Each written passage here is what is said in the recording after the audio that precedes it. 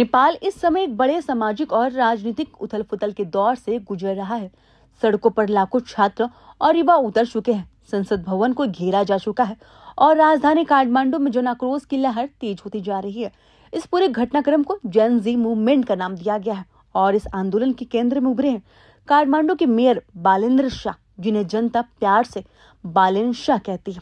तो आइए जानते हैं कौन है बालेंद्र शाह, जिन्हें अब नेपाल के प्रधानमंत्री बनाने की मांग उठ रही है।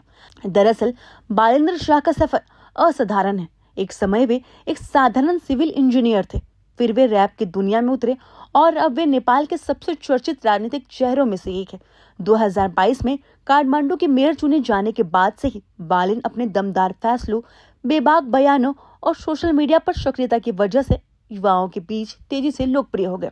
2023 में टाइम्स मैगजीन ने उन्हें विश्व के 100 प्रभावशाली लोगों के बीच में शामिल किया और द न्यूयॉर्क टाइम्स जैसे संस्थानों ने उनके प्रोफाइल पर एक विशेष लेख भी प्रकाशित किया। इस आंदोलन में बालेन की भूमिका सबसे अहम बन गई है। हालांकि आयु सीमा के कारण वे सीधे रैली में शामिल नहीं हो सकते थे, लेकिन उन्होंने एक फेसबुक पोस्ट में इस आंदोलन का पूर्ण समर्थन देते हुए कहा, यह जैन जैट का स्वतः आंदोलन है। मैं बूढ़ा हो सकता हूँ, लेकिन उनकी सोच, उनका उद्देश्य और भावना को समझता हूँ। नेताओं को इसे अपने स्वार्थ के लिए इस्तेमाल नहीं करना चाहिए।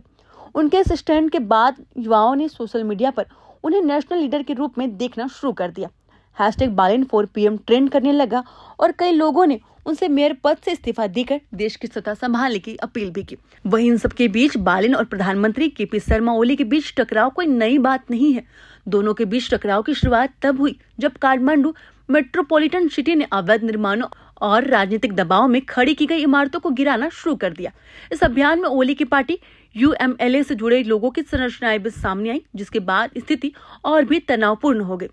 वहीं UMLA नेता महेश बस्नेत ने बालेन को धमकी तक दे डाली और ओली ने उन्हें राजनीतिक बुलबुला कहकर खारिज कर दिया। जवाब में बालेन ने ओली को नीतिगत भ्रष्टाचार का प्रतीक कहा। इधर दूसरा विवाद तब बढ़ा जब काठमांडू मेट्रोपॉलिटन के 3500 कर्मचारियों को वेतन नहीं मिला। कई शिक्षक 4 महीने से वेतन का इंतजार कर रहे हैं। कई शिक्षक वेतन का 4 महीने से इंतजार कर रहे थे। तब बालेन ने फेसबुक पर चेतावनी दे डाली, अगर हमारे कर्मचारियों को अगले हफ्ते तक वेतन नहीं मिला तो हम तुम्हारे सिस्टम से बाद में निपट लेंगे। अभी सबको टुकड़ों में दफना दूंगा। इस तीखे तेवर ने सरकार को बैकफुट पर ला दिया और युवाओं के बीच बालेन की छवि और नायक तत्व और मजबूत हो गई। गृह मंत्री रमेश लेखक ने प्रदर्शनकारियों की मौत के बाद नैतिक आधार पर प्रधानमंत्री ओली से इस्तीफा की मांग कर ली। सोशल मीडिया और सड़कों पर भी एक ही मांग गूंज रही है, बालेन को देश की कमान सौंपो।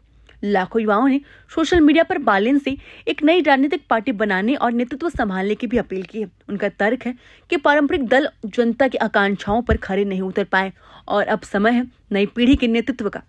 लेकिन अब यह देखना दिलचस्प होगा कि क्या बालेन इस जन समर्थन को राजनीतिक शक्ति में बदल पाएंगे। दरअसल इस आंदोलन की शुरुआत तब हुई जब सोशल मीडिया #नेपोकिड्स से जो नेपाल के नेताओं के बच्चों की भोग विलास वाली जीवन शैली के खिलाफ युवाओं की नाराजगी को दर्शाता था। सरकार ने सोशल मीडिया पर प्रतिबंध लगाने की कोशिश की और बस आग भड़क उठी।